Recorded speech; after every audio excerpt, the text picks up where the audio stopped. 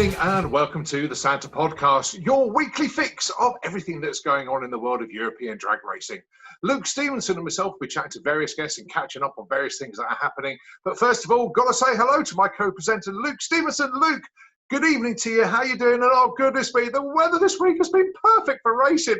Oh, no. Yeah, it's been absolutely gorgeous. And the response that we got for our very first show has been absolutely amazing. My phone absolutely blew up. I know yours did. And I'm pretty sure every part of the team that puts together this shows did. I think it's going to be a great thing that we're going to do every weekend. How are you looking forward to this week then, Colin? Yeah, Luke, actually really looking forward to having a chat with this week's guest. And I must totally agree with you that my phone did go mad. The emails didn't stop coming in. The messages were coming in from all over the place. Everybody wants to be part of the show, and which is really encouraging going forward. Now then, this week we have got two Andys on the show. First up, though, from the world of Pro Mod. Yes, the most extreme door slammers around. And we have the guy that has been in the sport for 30 years racing in this class. He builds cars, he races cars, he's pretty much done everything in it. Of course, it's the one and only Andy Robinson. Andy, good evening. Welcome to the Santa Podcast. How are you keeping? Yeah, hi guys, I'm doing well, thank you. Luckily for us, we're kind of getting back online in the business, so yeah, all good, thank you. Thanks ever so much indeed, Andy. Now then, we have another Andy to introduce to the show. Now, this guy has something to say, perhaps that Pro Mods aren't the best door slammers out there, because this guy races in top speed automotive street eliminator. Yes, the class that has to go on a cruise as well as take part in racing on the drag strip. This guy has set class records. He's been the first to run a 6-second pass in the class. He achieved that last year. And of course, he is your current class champion as well. He's also taken money from Keith Bartlett 2 years in a row at the Door Slammers event. Yes, of course, it's the one and only Andy Bond. Andy, good evening. Welcome to the Santa Podcast. And boy, oh boy, I bet you wish you were racing at the moment. Hi, Colin. Yeah, I'm doing really well, thanks. Yeah, you know, it is what it is out there. People are, everyone's suffering under the strain of this COVID, but we're doing well, thanks. Yeah, doing very well. Oh, brilliant stuff. Luke, we've already said that everybody's been very happy with the Santa Podcast. And what do you reckon Keith's made of it, mate? I would like to think that he appreciated the video and took it the same way as everyone else. It was just such a good video. He's also going to join us along because he put out a statement just before we went to air. And I know he's got something to say to all the fans of SantaPod Raceway. Keith, how are you doing this week? Yeah, thanks for that, Luke. Well, this week's been much like the other weeks in many ways. You know, we're in lockdown, we're looking at everything, we're planning. But as probably a lot of you realise, we put out a statement just at the end of last week. That statement more or less updated everyone where we were. And at the same time, we asked for support. We actually said, you know, could you support SantaPod? And I have to say, the response has been absolutely overwhelming and actually quite humbling. The support shown by all of you, spectators, fans, racers, is just absolutely unbelievable. We didn't expect it. And all we really were trying to say to everybody, and my message was, you know, if you are an advance ticket holder, you know, to support us, we would ask you to look at running that credit over to a future event. We put it up now that you can hold those events open to any event in the next 24 months. You have a credit value. You can see what you're still owed. You still see what you've used. And that would be the biggest way you can actually physically support us at the moment. And again, on behalf of everybody at SantaPod, all of us, we are truly humbled. And I want to say thank you to all of the support. The responses have been fantastic, and it makes me feel, wow, you know, we really want to get this going. It's I always stand on the start line and say to people, without you, the spectators, we couldn't do it. Well, right now, without you, the people at home, be you race fans or spectators, we couldn't do it. And you're showing your true colours, and that true colours is spurring us on to get back as soon as we can. So thank you for that support. And for those who've got tickets, if you can roll over to a credit, that will be a major help. And for those of you who haven't got advance tickets and feel you want to help us, there's been statements going out and people wanting to start a SantaPod fund. We think that's fantastic. And thank you very much. It's incredible you're suggesting it. But quite honestly, the best way if you're not a ticket holder, to support us would probably be to go to our online shop, all of our merchandise ranges, all of the things, and just say, choose to buy something that will help us at this time. We're not asking you to, but we're saying if you wish to help, that would be fantastic. But whatever you do, whether you do that or you're just saying thank you and you're just saying, wow, we want SantaPod back, we'll be back. We will definitely be back, and we're looking forward, or I'm looking forward to seeing every single one of you. So thanks very much. Well, many thanks indeed there, Keith. Some very interesting words indeed. Now we're going to go back to our guest this evening and going to be having a chat with Andy Robinson. Now, Andy Bob is still going to be with us as we're going to throw a couple of questions to him as well. But to start off with Andy Robinson. Andy, obviously we're not racing at the moment. Have you been keeping yourself occupied down in the workshops? How's the COVID situation been for you? Yeah, it's been interesting. We did shut down the company for 3 or 4 weeks while we got everything into order, put everyone on furlough. In the meantime, not when I wasn't working, we've done a bit of work on the car. So my new car is coming on, some nice uninterrupted time, which has helped, because obviously we normally only do it evenings and weekends. You know, we have customer cars to work on. But as regards to the company, we spent a long time making sure that we were in a good position. Kate spent a long time making sure that we weren't going to end up being a casualty of it. And we're kind of back. We had our second sort of week back. I've got a couple of guys out still, but it's okay. So we're having social distancing where we can, etc. From that point of view, okay. Obviously, missing drag racing, missing going out. Also, a lot of people realised my daughter had her first child, and it's mine and Kate's first grandchild. And little Rex, he's a lovely little boy, and of course we can't be with him much, so, or not at all at the moment. So that's a kind of a downside of the situation. But generally, yeah, we're healthy, we're all good. And I have to say though, the fact that we're not having drag racing, whilst it's bad, it does mean that the rest of the pro modders aren't getting ahead of me on the testing. So I can get the car done quick. So that's a good thing. There's always a positive to come out of all of these situations. And I'm going to throw this one in straight away, actually. You obviously mentioned Stephanie and Ben with the addition to the family there. So what do we reckon then? Another 7.5 years to finish building a junior dragster, is that right? Well, that'll be down to Ben. We built or half built a car for Steph, and she hadn't actually finished it to drive it herself. And a lot of people don't realise, but she actually has an NHRA drag race license. She went to the Frank Hawley School, did a super gas course, went 920. A friend of mine allowed her to drive his Sierra. It was Mark Rampley. Unfortunately, she promptly went faster than he'd ever been in the car. So she actually did get okay to have a license in the UK. But then, you know, life sometimes gets in the way when you're younger.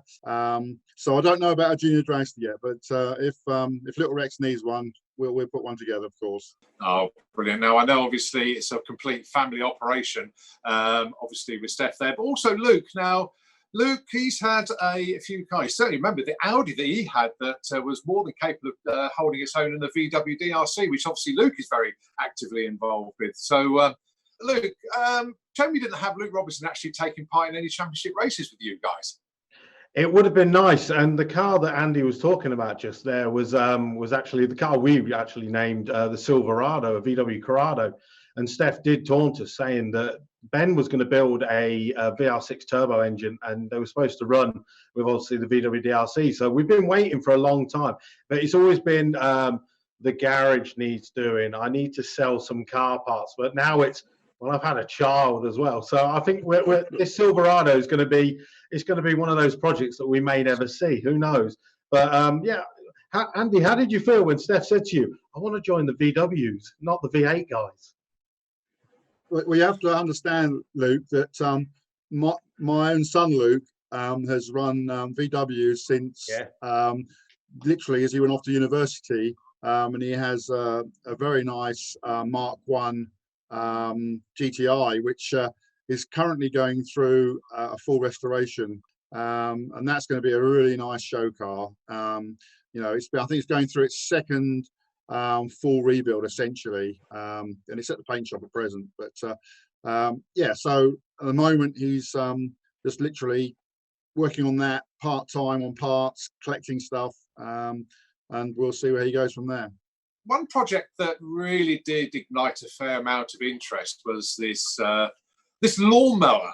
I really did want to touch base on that one, because that was something totally out of left field. How on earth did that come about? And it wasn't hanging about either, because when that went down the track, it really did go. Yeah, that was kind of one of those things where a chance conversation actually happened. I think it must have been 3 years ago at the Goodwood Festival of Speed up the hill, and NGK used to have a big pavilion there, and we had the Camaro there on display. Whilst it was there, they were talking to me about stuff and come up with this idea that maybe we should do something as a promotional vehicle. And I don't know who suggested the lawnmower. It certainly wasn't me, but they suggested a lawnmower, and they seemed to have at least one or two people who would be what's the right word, nuts enough to drive it or ride it, because you know, you can ride a mower or you can drive a mower. Ended up being John, one of the NGK employees from Scotland, super guy. We had a meeting in my workshop, and they bought it looked like if someone had actually raced it from a point of view. It didn't have a mower head on it. It just literally was a mower, but without the cutting facilities. They bought that, and we actually did some photographs at it must have been the national finals, I think, or it might have been the finals. I apologise for not remembering.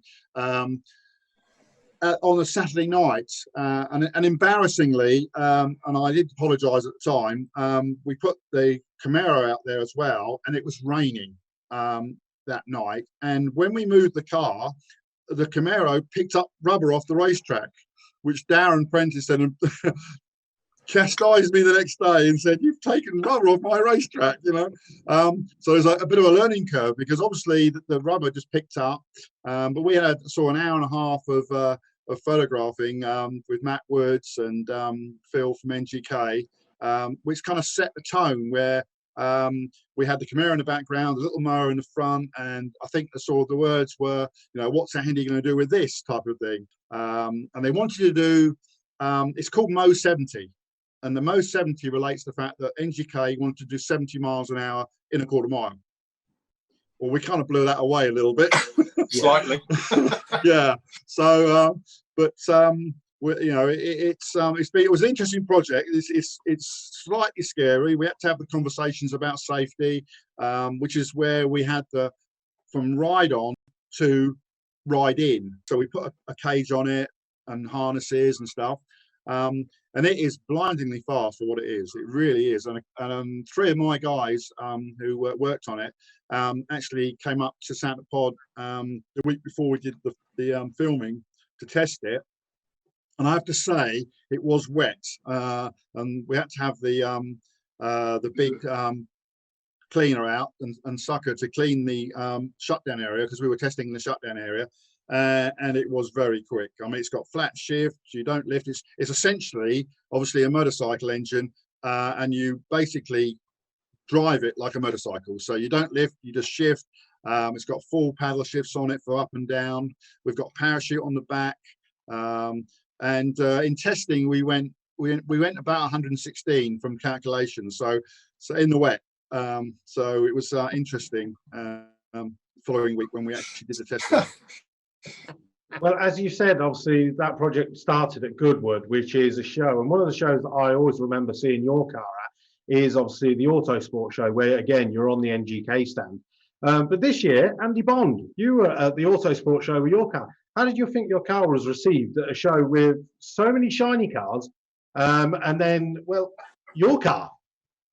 Yeah, it was. I think it was received very well. We took 2,000 stickers with us to the show. Obviously, you go to the show to promote the brand, and we do our best to promote SantaPod. but ugly as well. We took 2,000 stickers and we loaded them all out. Everyone was walking around with a sticker on, so it was it was received very well. And you know, we stood there all day, the whole team, and we were chatting, and just like I say, it was a great thing to do. I can stand there all day, you know, stand there next to my car and talk drag racing. Why wouldn't you want to do that? We did the same when we went to Hockenheim in 2012 with the Blackcurrant team, and we took a load of VWDRC stickers. So every time we go to Hockenheim now, or every time the race is on for the Nitro Olympics, I always get a photo taken, and it might be just a bin, it might be just a part of a wall or something, or even if you're really clever and you see the Formula One. On top of the gantry where they wave the flag, we climbed up and put a sticker. So it's only ever seen when the helicopter is there for the Formula One. For the rest of the time, no one ever knows it's there. I mean, we've got them everywhere. They're on planes. If you sit in a plane, pull your table down to get your food out, you're ugly. So, you know, you've got to get it everywhere. And we actually, I mean, I tried to be honest, I tried to get Keith to wear one all weekend. I took a T-shirt for him. He wouldn't wear it. And I said to him about having a sticker on him, you know, but he just would not have it. But just before he left the show at the end of the weekend, I got a picture with Keith. I don't know if he knows this or not yet, but I got the picture of Keith wearing a sticker. Admittedly, it's on his back, but he was wearing it all the same. So. Andy Robinson, obviously you've seen a lot of people go up the quarter mile at SantaPod Raceway, and one guy that you honestly cannot ignore is the achievements of Andy Bond. What do you think of the way that Andy's approached his racing as such, and obviously his incredible performances out there? Yeah, I think he's done exceptionally well. I mean, he's moved the class on massively. I mean, we've been involved in the class going back a few years. We've built cars for a class. But what Andy's done is push it, you know, into the 60s, 200 mile an hour. It's awesome for street cars. I mean, I take my hat off to him. I think it's hard work to make these cars run that fast. I mean, not with proper slicks. How do you do that? But no, really, really good. And I hope he keeps on, because what happens is, as I know, is you end up with that big target on your back.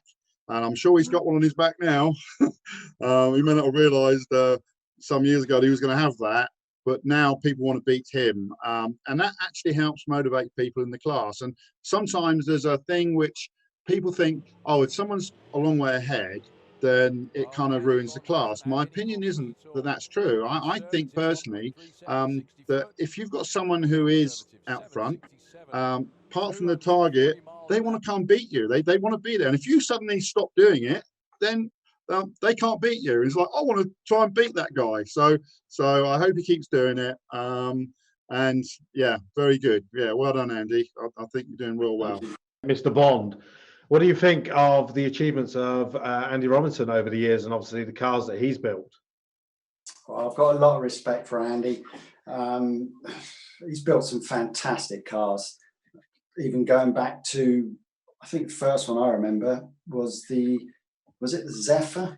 Early 80s, late 70s, early 80s. I think it was the Street Elite Racing Zephyr. It's quite hard ground. Yeah, Mark II that was, Andy. Mark II Zephyr. Yeah, had the sort of cut angle rear arches, didn't it? Do you remember? It did. Well, yeah. Obviously you remember because it was your car. But yeah, I mean, ever since then, yes, he's built some brilliant cars, and you know. That was a car built, you see, to beat the Henry High Rise car. Yeah. Which Keith now owns. Yeah, that's right. Yeah. But what happened with the Zephyr? Did it actually? The game? Yeah, no. It's a weird story, really, because it ended up being drag raced again. It was CYK 180. CYK was the number plate, and it had a new chassis put underneath it. It was lowered. I think John Webster built a chassis for it some years ago, really? And it was raced in Supergas. Wow. I don't know where it is now, but yeah, so it was still about recently. Yeah, but if it's got a chassis under it and it's still obviously in half decent shape, then it probably is sat in someone's garage somewhere. Yeah, it will be definitely. Yeah, no, good. Pre-Eliminator car and waited. Now, last year was one of my most memorable races for you, Andy Bond, when you pulled up on the line against Fast Freddy Fagerstrom. Yeah. I'm sure you're looking over, probably looking at him going, I want to beat him, but I know he's on slicks. For that, would you ever look to maybe move up to Pro Mod? Yeah, I would. You know, I mean, the race with Fast Freddy, it was like we were all sat in the pairing lanes, and it just happened that he pulled up beside us. And David, one of my crew members, went over and said to one of his guys about, you know, do you fancy just a match race? And he was like, yeah, you know, let's get on it. So we followed him down. He, obviously being Freddie, he just went right round the outside of everyone. So we just latched on the back and went right round and jumped the whole queue. We were right up by the calf. We ended up getting right down onto the start line. He said to us that it's a test pass. He's going to do a short burnout and a 3:30. And we all looked at each other and went, he's going for it. And that's pretty much what he did. Yeah, short burnout was probably an 8th. So you let him do his thing, you know. He came back, we did our little bit. Again, we were only tested. We probably, I guess we had 7 or 8 runs that day. But I knew he was going to beat me. I knew he was going to go for it. And I channeled, I'm going to have him off the tree. And I really wanted to beat him off the tree. And I had him off the tree. So for me, that was a win, you know, and it was great, you know, to do it. But it's, yeah, Pro Mod. Would I go into Pro Mod?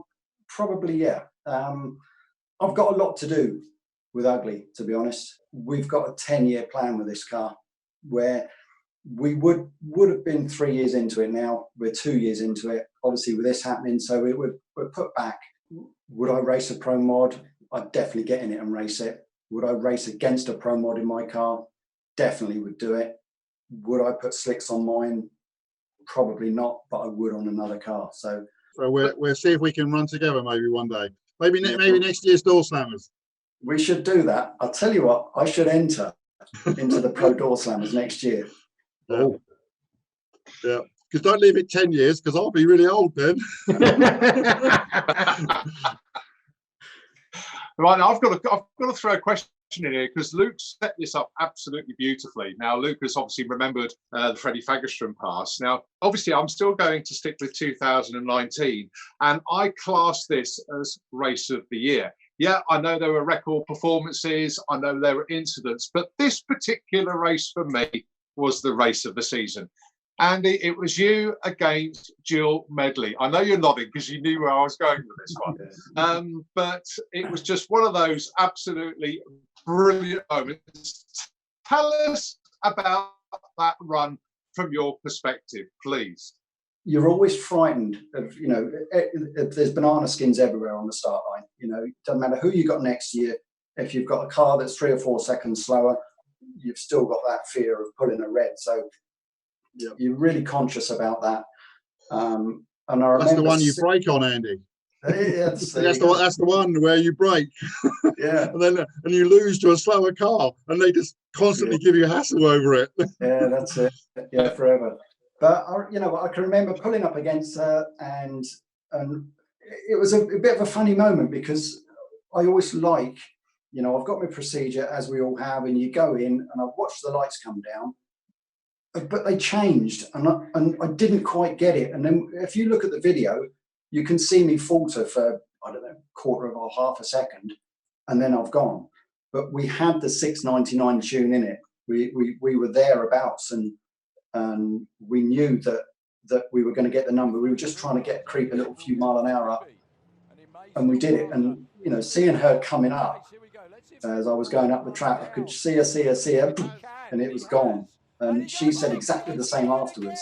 She was waiting, and all of a sudden she felt this great big rock in the car with the wind, the brick that is Ugly. We went past her. So yeah, it's an amazing. Obviously, it's amazing for me to run the 699 again. But yeah, Jill got quite a good view of it. Well, not only that, I mean, I remember the commentary epically on because it was such a memorable moment. But it was like, oh, hang on a minute, Jill set off already before the tree had even run. And then it was like you were sitting there waiting, and eventually you went. And then it was like, oh, is he going to catch it? Is he going to catch it? You just went by like an absolute train. It was unbelievable to watch, and it was just one of those bizarre moments that will just go down in folklore in drag racing history. It was unbelievable. Bearing in mind it should have been a heads-up race because that's what Street Eliminator is. But that really did stand out in my memory banks as probably one of the races that I have ever seen at SantaPod Raceway. Oh, Jill goes before the tree runs. Andy Bond will get a freebie, and he may still pass her. This will be actually quite a good race. Here we go. Let's see if Andy Bond can run her down. He can, and he has. And he goes 6.99 again! Ladies and gentlemen, put your hands together. That is exceptional. 212 miles an hour. Andy Bond has now done it twice. Okay, so let's break away from the drag racing talk just for a few minutes. SantaPod is known for its drag racing, but over the years it has become a multi-purpose motorsport venue, along with all the festivals and lifestyle shows that we do throughout the season. Now on the show today, we're going to have one of our guests, and it's Garry Anderson. He is the driver of the Podzilla monster truck. Garry, welcome to the Santa Podcast. How are you doing? Hi, Luke. Yeah, thanks for having me on. I'm doing okay. Wish I was at SantaPod this weekend with the main event, but it can't be helped, unfortunately. Yeah, the circumstances is unfortunate, and we wish we could see you in the Monster Truck Arena here at SantaPod Racing for the main event, which should have been, let's be honest, starting today. It would have been Sportsman qualifying day, and tomorrow would have been our first qualifying round for the Sportsman guys here at the main event. But on the Saturday would have been your first show in front of the massive crowds. The main event is one of our biggest events of the season, around about 30,000 people on site, and at some point they turn around and all the focus is on you. How does that feel? Yeah, it's great when we see the fans turn around and look towards the live action arena when we fire the truck up. Yeah, it's a great feeling to see the focus on us. So how did you come across doing monster truck? How did you get into it? So I got into monster trucking by accident, really. The former driver of Podzilla, Drew Thornton, who drove the truck for 10 years, he was a neighbour of mine, and we become friends over the years. And for one event, he just asked if I could come along and help as a mechanic. So I work on vehicles in my spare time. And yeah, one event I was meant to come along, just help out for the day. And one show turned into 2 shows, turned into 3, turned into a season. Obviously, I was mechanicking on the truck for a number of years, and then I became the reserve driver. That quickly turned into becoming the lead driver when Drew unfortunately hurt himself during one of the shows. And I got the opportunity to take over driving the truck on a full-time basis. And obviously, you said you started off doing the mechanicking. Can we just talk a little bit about the engine and maybe the setup of the monster truck? Now, in my head, it's kind of a supercharged V8. Is there much difference between your monster truck engine and, say, a methanol funny car engine? So fundamentally, they're the same thing. You know, it's a supercharged methanol fuel V8. We're pushing about 1,500 horsepower. Obviously, the difference with the monster truck is we're gearing it down for torque, not speed. Whilst in drag racing, it's all about getting that time. Monster trucks, we just want acceleration, torque, and instant torque deliverability. So, we're flat out at about 35 miles an hour, but we can get there quicker than that first bit off the line. We'd probably beat the race car. Okay. Oh, there's a challenge, eh? For maybe like 1 inch, 2 inches, maybe. Well, like I can say, I think I've seen a monster truck on the start line, but they've never actually been allowed to go down the track. Obviously, the top of the racetrack is a nice rubber surface, and the monster trucks are quite heavy, and you have the groove tyres. So I've never actually seen one go down our drag strip per se. The Podzilla actually has been down the drag strip. Oh. It was in its infancy. I think it was like 10, 11 years ago. It was still in its old colours.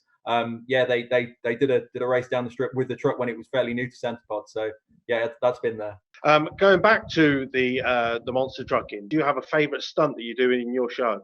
Each show is different because with our ramp is a stack of cars. You just don't know how the truck's going to behave when you hit the stack. Sometimes it'll jump nice and square. Sometimes it will kick off to the side, and we find ourselves trying to correct in the sky.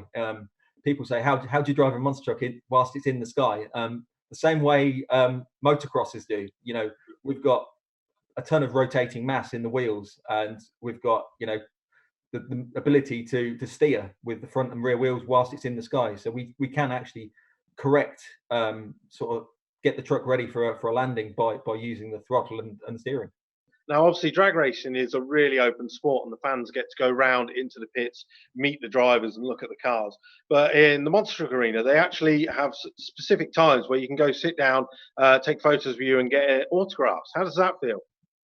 Yeah, that took some getting used to, and not something that me as a former mechanic was used to coming along and doing autographs to people. But everybody, as soon as they obviously see the trucks from the grandstands, once they get into the arena and they get closer and closer to it, their faces sort of drop and they go, well, we didn't realize it was this big. You don't realize that the tire on a monster truck is about the size of your average human standing up. So yeah, once they get close, some of the kids love it. Some of the kids start crying because they're scared of it. Oh, that's children for you. But talking of big, obviously, I'm an 80s kid, so Bigfoot is, to me, the monster truck. Do you have any favourite monster trucks, ones you could name drop? Obviously monster trucks begin in America, so Bigfoot's clearly one of everybody's favourites. Grim Reaper's one of the well accomplished trucks that's still doing the rounds. Maximum Destruction, another one that there's lots in America. They're filling arenas themselves, and they can afford to smash their trucks to pieces at shows. That's obviously something we try and avoid doing over in SantaPod. I bet. I'm sure the bills on those are very, very expensive. And I've seen the way you drive them. You do. You start off quite tentative, let's say, when the cars are full. But once they get a little bit squashed, I've noticed that you do start giving it a bit more RPM as you're hitting the jumps. Yeah, exactly. The time when it's all going to go wrong is the first jump of the day.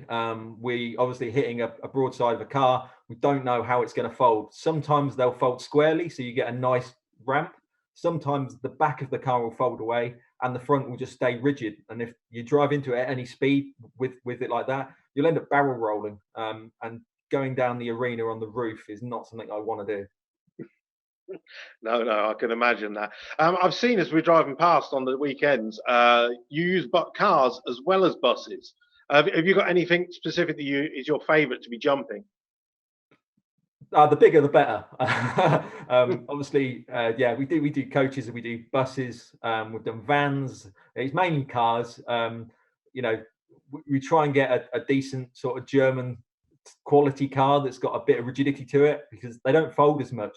So we get a good old ramp off of them and we can get some serious air. No, well, when you say German, I actually remember it was probably a couple of years ago now. We had a couple of lads that come to our Run What You Brung. They had a Citroen AX, I believe it was, the little car. Basically, they bought it on the Friday. They come along to Run What You Brung. They were going around the track. I think it was a 1.1 litre and it was running like 22s and they were going round and round and they were getting quicker and quicker. Before you know it, the doors were off, the boot is off. They're just trying to make this thing as light as possible, trying to get a 21-second run. They've even got Ian Marshall, our chief starter, teaching them how to stage the car and just to get it. Eventually, late in the day, they did get that 21-second ticket and they were so over moon. They come round, did one more run, destroyed the gearbox on that, and they were like, what do we do with this car? How do we get it home? Ian just went, we got Podzilla over there, do you want us to crush it? And they were like, seriously? They're like, we don't have to take it home. And he was like, no. So I think at the end of it, the car went round to the monster truck arena, but those guys were amazed. They were like, we ran PB, left the car, it got crushed. Podzilla rules. Yeah, we've had that a few times actually. Some of the festival shows, people will turn up with caravans and cars. And they've literally just lashed something together to get them to the event, and they really, not roadworthy enough to get them home again after they've had a weekend's worth of festivaling in them. We've done kind of caravans have been left behind, and it's monster truck food. We love it. Yeah, that's it. Well, look, we don't condone leaving your cars or caravans at SantaPod Raceway, but please be known, if you do, we'll crush it. Yeah, it should be on the back of the ticket, shouldn't it? Unauthorized caravan. Final question for you, though. Do you have any career highlights while driving the SantaPod Podzilla? Highlights. Well, there's highs and lows. The highlights, I suppose, we joint won the Monster Truck Nationals, one of the shows that's held every August at SantaPod. To get a trophy, which we do have on display here. yeah, that was a big thing for me. You know, that's a show I've been watching since before the show began. You know, I've always gone and watched it as a spectator. To get involved in it is amazing, but then to get the trophy at the end of it was great.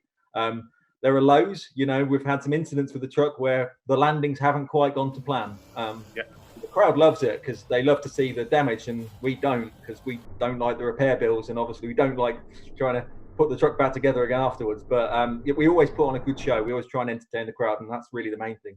The show that you guys do is absolutely brilliant, and you're an integral part to the SantaPod Raceway setup. So, Garry Anderson, thank you very much for joining us on the SantaPodcast. Hopefully this COVID-19 virus will be gone soon and we can get back to normal. And for sure, like you said, I really look forward to the Monster Truck Nationals, hopefully in August. Yeah, and me. Certainly this can't end soon enough. I've not driven the truck now since February, and yeah, I'm just itching to get back in the seat and back behind the wheel. Thank you very much for joining us, and I hope to see you soon. Yeah, and you, Luke. Good. Thanks for having me on. Right, the next questions to obviously both the Andys are probably a little bit difficult ones because they're not the best periods of their racing careers. But starting off with Andy Robinson, because chronologically this is the order that they happened. Andy, I know you've had a few incidents in some of the race cars, but the one I want to really talk about is the anger management Camaro incident at the last race of the season. You've just been crowned national champion again. But unfortunately, it didn't go well in the final. It was dark. What can you tell us about that run and what happened afterwards? Yeah, like you say, it wasn't my best run in the world. Very difficult when you crash a car. It's so difficult to figure out what happened in which order. You know, is the bit you see smashed and broken, did that cause the crash, or was it something that happened within the crash? But the bottom line is that I saw this grey line on my right side, and I thought, what is that? Damn, it's the wall. Moved away from it. The car rotates in my lane now. Normally, and I know that Andy's gonna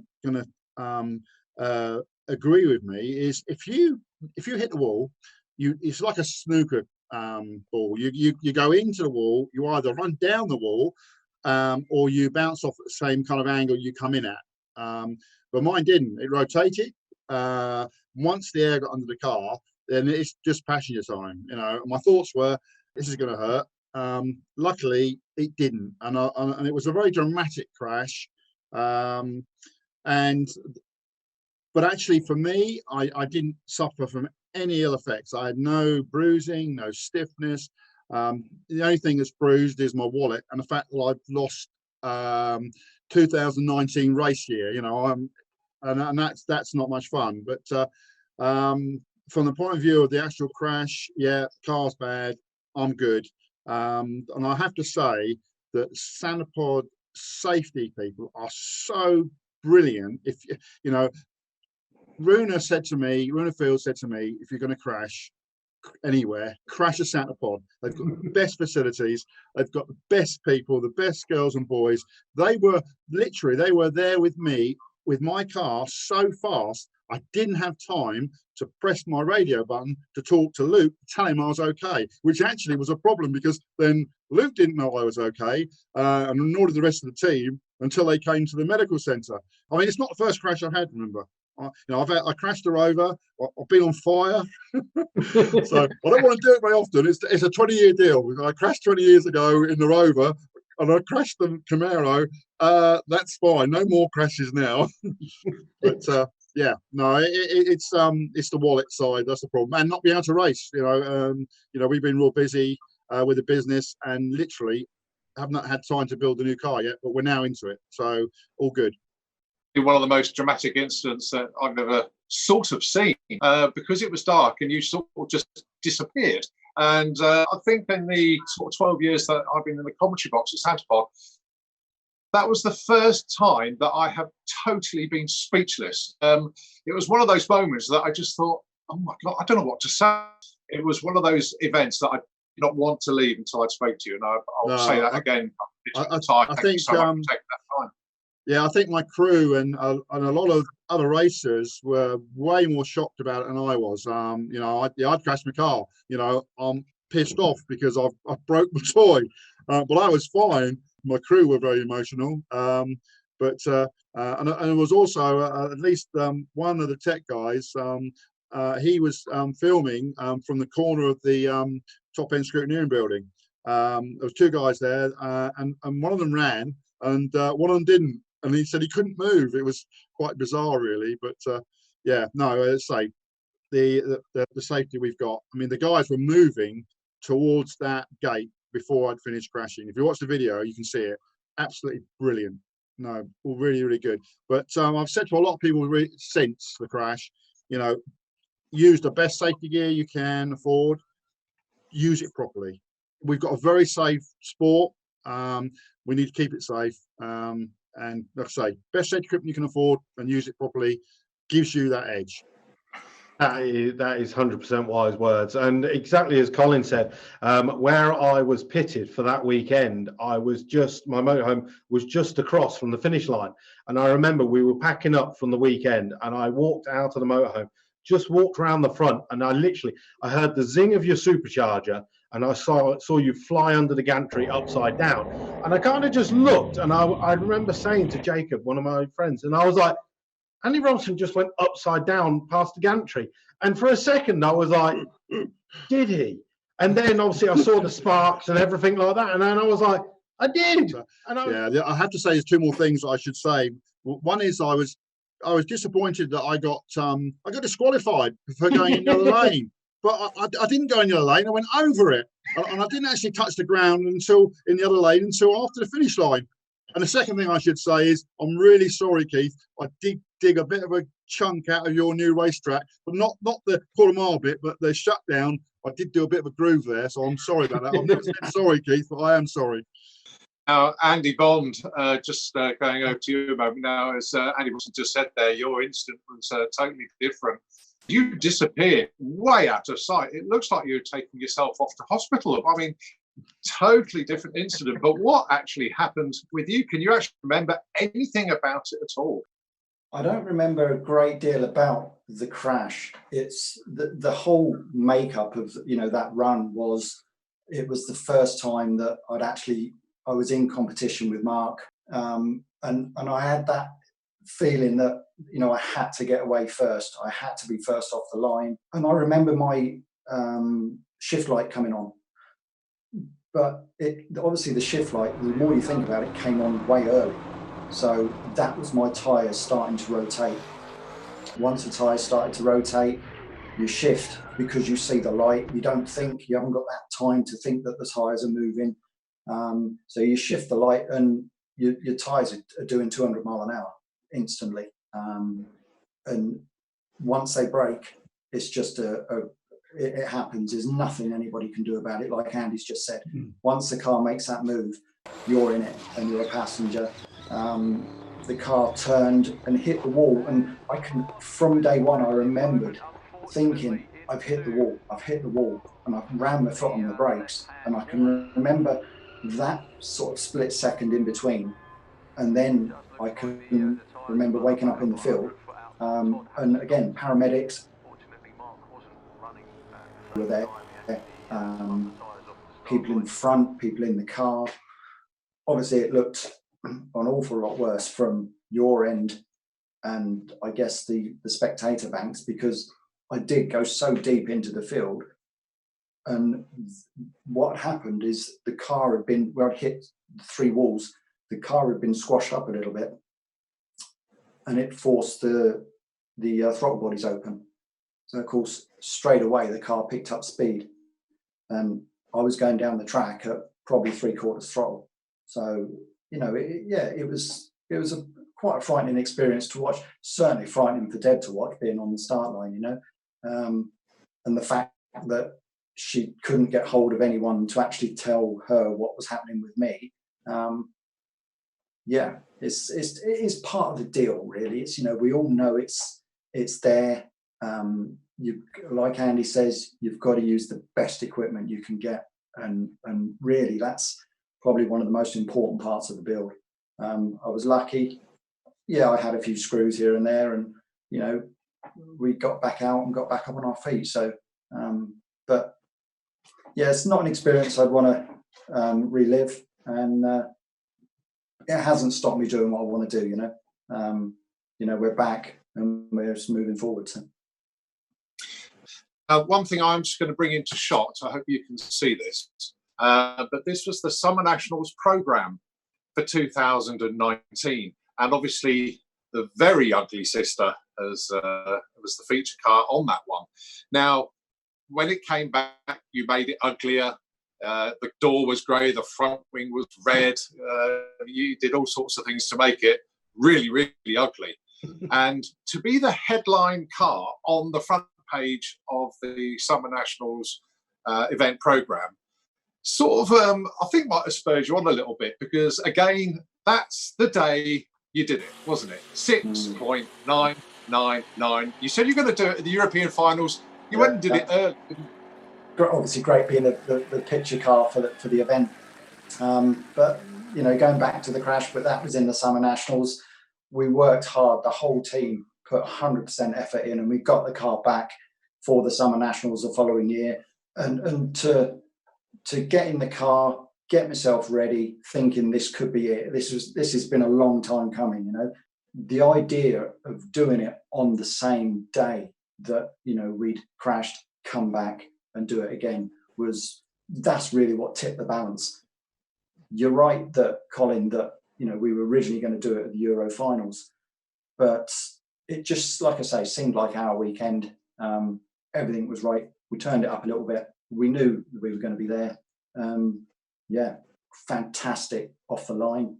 It felt really, really solid. The first half of the track was like, it felt like I was on it. And I can remember it like it was yesterday. And going through the top end, it was just, I pulled the chutes late because I didn't want to get off it. And I looked forward. down the runoff area, and the top end crew, they were bouncing. I mean, I'm not kidding you. I knew something special had happened. They were going up, and I could see it. And I pulled round the top end, and Ange was there, and she'd written it on a board. She was ready. She'd written it on the board, the speed and the time, and she was jumping up and down. And I went through the pits. I went past my pits. And I knew that my lot were going to be coming up, and I wanted to get to them pretty quick. And I was going round the pits like this, just trying to get my way through. And I saw Deb. I saw Deb right in the distance. And just as I was getting close to her, and admittedly, I was traveling probably above the speed limit in the pits. Just as I got to her, the Voodoo Henny guys pulled their chutes out to tighten them up. And I'm not kidding you, I stopped. I might have even gone over their chutes, but I stopped within an inch. And it was one of those moments, that I was trying to rip the stuff off. I was trying to get out of the car with my helmet on. I saw Deb there, and I just jumped out because it was it was a big deal for me, It was a long road to get there. Deb was chuffed to bits. The whole team, being that it's always been a team effort for me. They were just, every single one of them. And when you watch the video of it happening online, I mean, they're all going crazy on the line. So yeah, it was a great day, fantastic run, and it was one of the things on the list. One of the markers that I wanted to get to. So. Andy Robinson, just same question to you actually, because obviously we know Andy Bond's favourite clips, which obviously were his favourite ever runs. But Andy, most memorable races for you, maybe a pairing, maybe a meeting, maybe a championship. What really does stand out in your memory banks as perhaps your best ever runs as such? I guess for me, probably running 580s 3 in a row. I'm pretty sure it was the national finals. That was pretty special, to literally be sort of just bracket racing it in the fives was just unbelievable. So that was pretty cool. Another big thing for me was actually, that a lot of people don't realise, but on that last year that we're running the Camaro before I crashed, we had a new clutch, which we hadn't got to put in until towards the mid-season. And Luke, my son, crew chiefs the car, and the game always was that we would put the new clutch in, do some testing, take it back out again, put in the original clutch to go and race. So we bowled up at one of the peak performance days, put the new clutch in, had very little crew, very basic crew, didn't have Bowser to pull me into the line. And at that time, it was Jim who said, I'll guide you in. This is where it all goes wrong, of course. So we've got a new clutch in the car. Jim pulls me in, steps out of the way, and I'm in pre-stage, and I've lost it. I didn't press the button to record the run on the race pack. I'm just now in pre-stage mode, and when I go into pre-stage, I've already done all the buttons and stuff. So I put it into full stage, didn't press the computer. When we planned to do 8 miles anyway, a little less wear and tear on the car and the engine. So we ran, and we literally had a little bit too much clutch in it. Luke, my son, just heard it. He heard what the engine was doing, and from that alone, and no computer trace, no data, meant that he then tweaked the clutch. We come round again. This time, I didn't get it wrong. I did press the computer button. So we record the run, and we went quick as we've ever been in every single increment to the 8th. To the point that it was like, when we got back to the pits, it's like, well then, Luke, what are we going to do now? Are we going to put the old clutch back in, or are we going to stay with the new clutch? It's your call. And that was the weekend where we went into the 580s, and it was just magic. Following on from questions to you, Andy Robinson, obviously European Pro Mod celebrated 30 years a couple of years ago. The American scene, they all seem to go for like the same sort of body shell. And I know you've gone back to the 67 Camaro because it is a fast shell. But from 30 years of Pro Mod drag racing in Europe, is there any other body or any other racer's car that you would like to own? Actually, no, I mean, there's some engines out there that I'd like to have had over the years. Some really fast engines that particularly Swedish people seem to own. Yeah, no, actually, to be fair, I love the Studebaker. It got so much attention, and it was a really good car. I look at it actually nowadays on video, not too often. When I do, I wince sometimes when I realise how twisted the thing used to run. The 69 anger management is, yeah, it's my favourite car, and to that reason, it's probably reasonably general knowledge. We are building another 69. It'll be anger management 2.0, I'm sure. But yeah, it's a lovely shape. Now, from the point of view of aerodynamics, it's not the most aerodynamic car. The Corvette that Synergy do is I'm sure a little bit better, and the modern Camaro, the 2018-2019 Camaro is very slightly more aerodynamic, but the 69 is a really good shape, and I like it. I think it looks tough.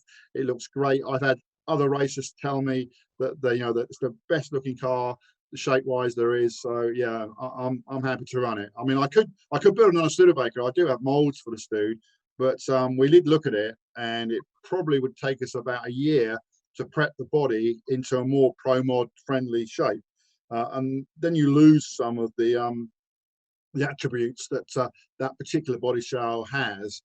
And I still love the Studebakers, but yeah, no, I'm really happy with the Camaro, and the 69 is really nice. Got to agree with you there, Andy. Not think why. I wonder why. Oh, absolutely brilliant. Well, Andy, you've hinted on anger management 2.0. Anything you'd care to share with us all at the moment about the new car?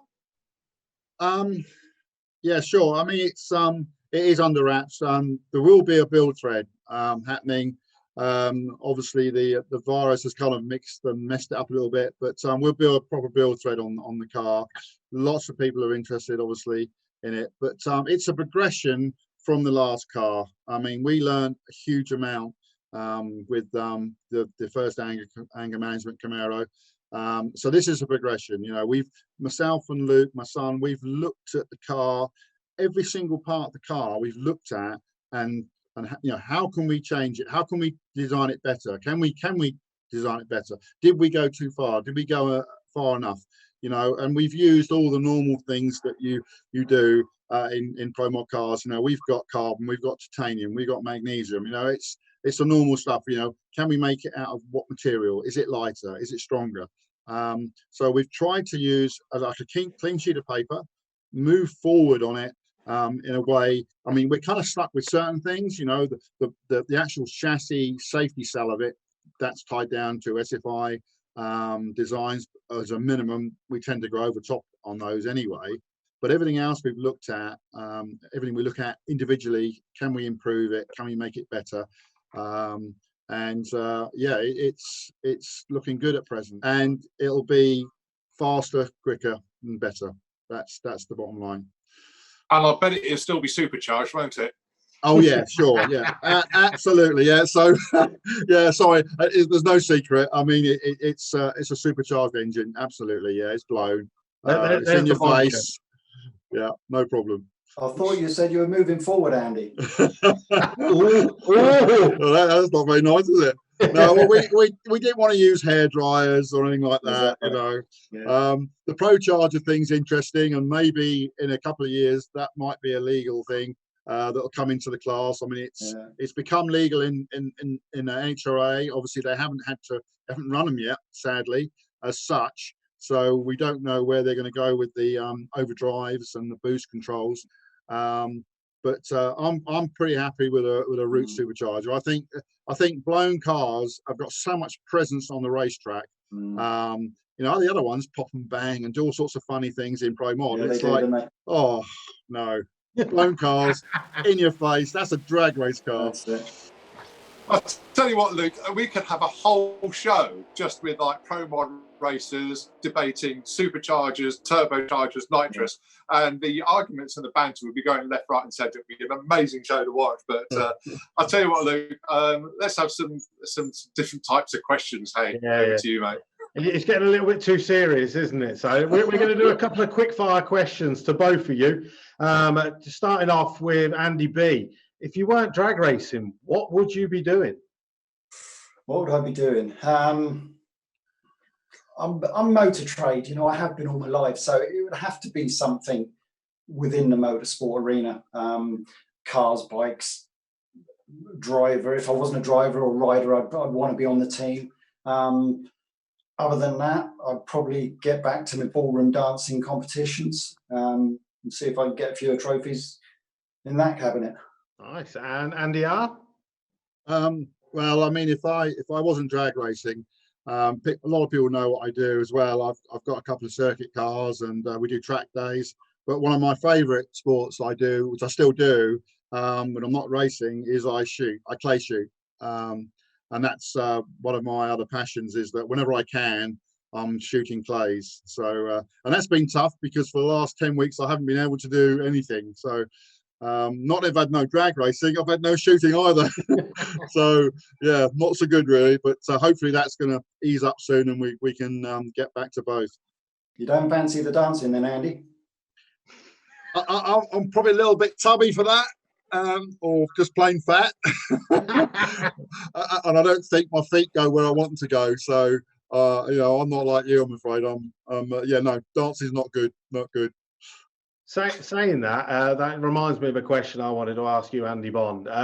You use your street car a lot on the street, and I think almost every weekend you're at a drive-through, be it a Costa, McDonald's, or whatever.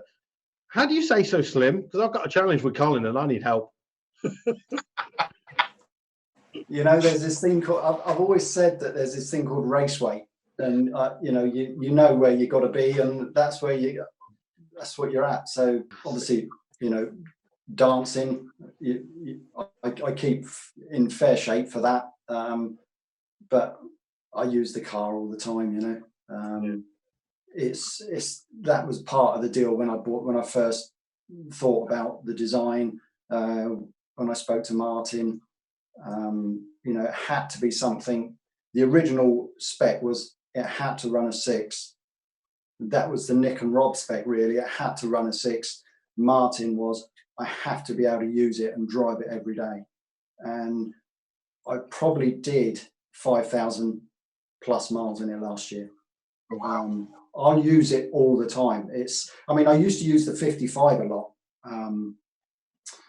but not as a daily. I'd most weekends, if the weather was good, I'd go out for down to Sainsbury's or wherever out and about. But the 56 is just something else because it's a 6-second street car. And people, you get the standard questions. I mean, Colin, you know it.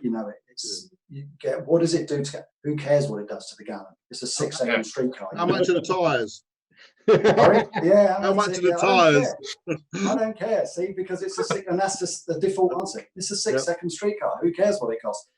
Yeah, it's been built to race. It's been built to drive. So I do get an awful lot of use out of it. The reason that Andy's very slim is that he can't afford to buy any food when he goes to McDonald's. He just shows them a video of his car. That's it, yeah. Have you seen me? Yeah. Well, that's it. I'm going to make a note of that. Race weight, because at the moment me and Colin are on commentator weight, so that's the issue, I think. Yeah, I think that's where you're going wrong. It is coming into the end of the show, Colin. Do you want to wrap it up for us?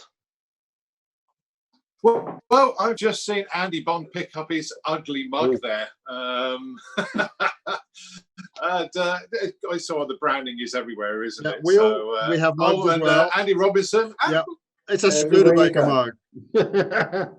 Well, I don't have a mug, unfortunately. Well, I do have this mug. But, it would have been main event weekend. And Colin, I would have been with you. But who else would we had? We would have had Daryl Bradford, wouldn't we?